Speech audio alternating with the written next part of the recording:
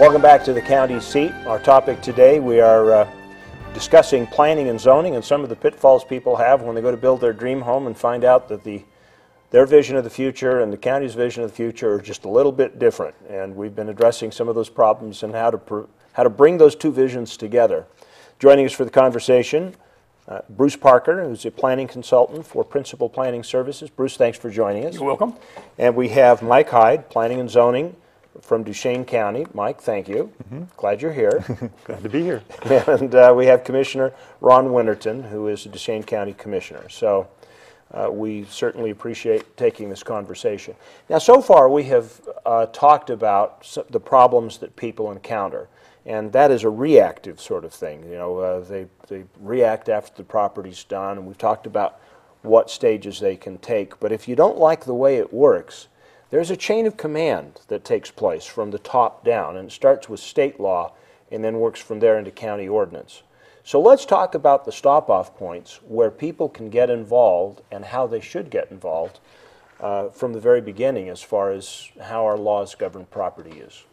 Let me just suggest that one of the ways that the citizens can get involved is to be aware of what's occurring at the state levels during the state legislative session that's during January and February of each year.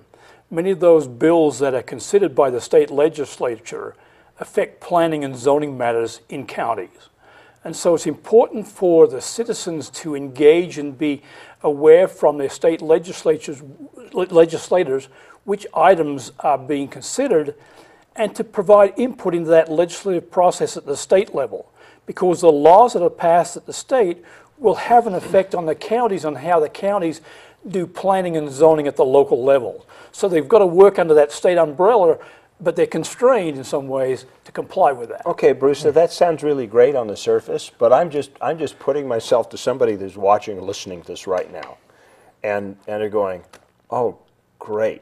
The legislature's 45 days of chaos, and how the heck do I even begin to find out? So what should they do? I mean, they can't become lobbyists and hang out in the hall outside the legislature for the whole session. So. Very good point, but I would suggest that they could make contact with their county planners and county planning commissioners and county Board of County Commission members who are tracking some of those bills and provide input that way, and then the representatives from the county can go to the legislative leaders and say, we have some comments that we'd like you to consider.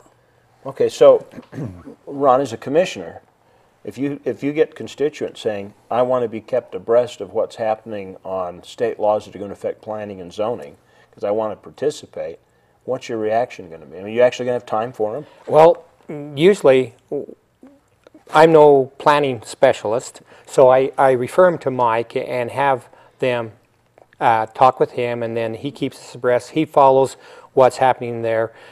As a commission, we're out there weekly to help lobby or talk with our legislators on the effects, pros or cons on our county, and so we go from that angle. Whether it's a building department, we leave it up to them to follow new bills that are being introduced, how it will affect us, and if we need to get involved, then we do. But we need to hear from the constituents to be able to make a difference. If we don't know about it, we can't help them. So you would keep somebody abreast of that if they said, I want to be involved in this, and as you're tracking stuff with the state, Mike, you would be able to do that for them? Yes, through the Utah chapter of the American Planning Association, we try to track bills that are associated with land use, and there's also been a kind of a land use committee that's been formed with members of cities and counties on one side of the table and members of the development community on the other side, and many of the land use bills are routed through that committee first before they get to the legislature, to try to strike a balance there between the private development interests and the local planning or governmental interests. And so we do try to keep tabs on those pending legislation. And Chad, the other one I would add to that list that watches bills occurring on behalf of the counties is the Utah Association of Counties themselves.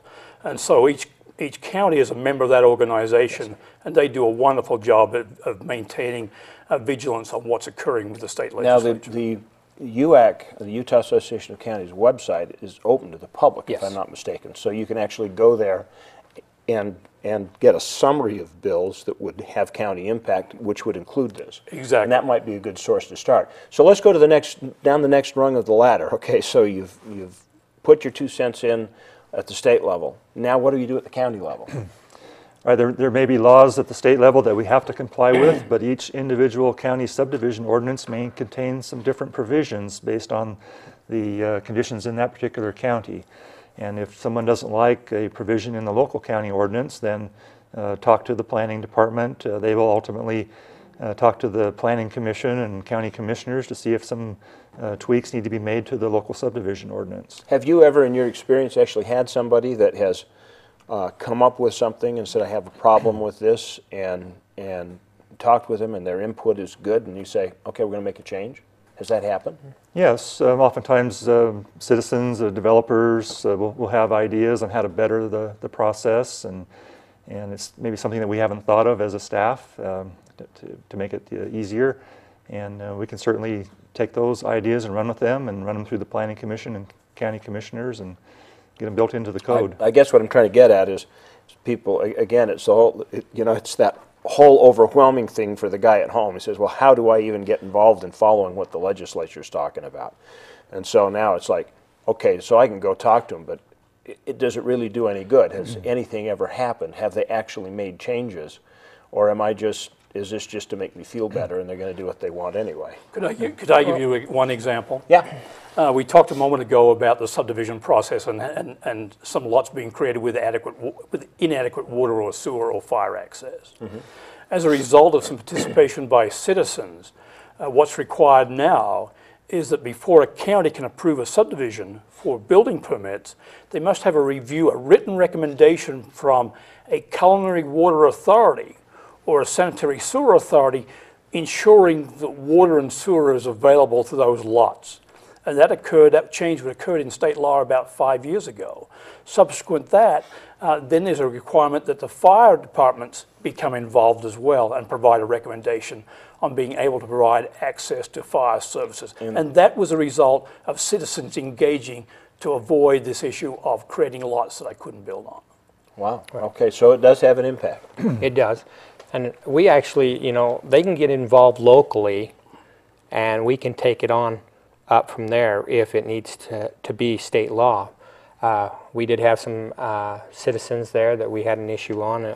They followed it, and they actually came in and was very active in the public hearings in setting county policy and ordinances regarding some of these zoning ordinances. And so there is a way that people can get involved locally. That's great. That's great. What other things can people do? I mean, they're not much below, unless you have a municipality and they have their own planning and zoning department. But if you're trying to move ordinance and things like that, what other grassroots things might be available that citizens, can take up? I didn't want to say take up arms because I'm not trying to. This isn't Glenn Beck's show.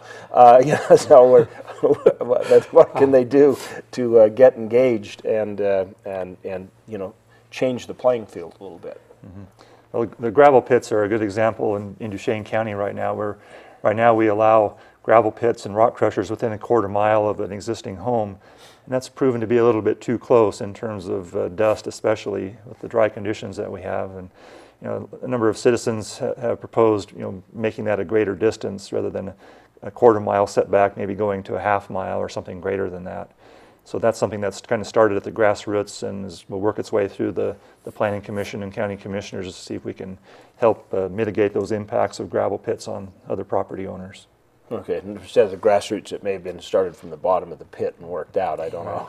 So would something like that, would that require that gravel pits that are existing within a quarter mile actually have to shut down, or no, would that just be for future development? Right, they would have grandfather rights. We can only apply those new standards to the new applications.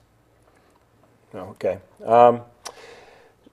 When we get stuff that has developed and you get these new ordinances that people have helped push, let's talk about the retroactivity of it.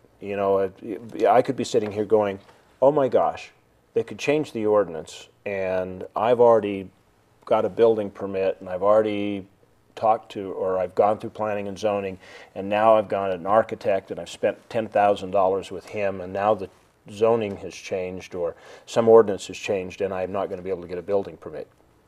Can we address that very briefly? We can really quickly, I Yes. think. There's a very clear rule in the state of Utah that says when the day that I file my application for a subdivision approval or building permit, they are the ordinances in place on that date that I get to follow. So any ordinances that are passed after the date of my complete application, I'm immune from any of those changes. And so that gives me confidence that the day I provide a complete application to Mike, the rules are not going to change. Excellent. This has been a most instructive segment. Thank you very much for enlightening us. Stay with us. We'll be back with more of the County Seat in just a minute.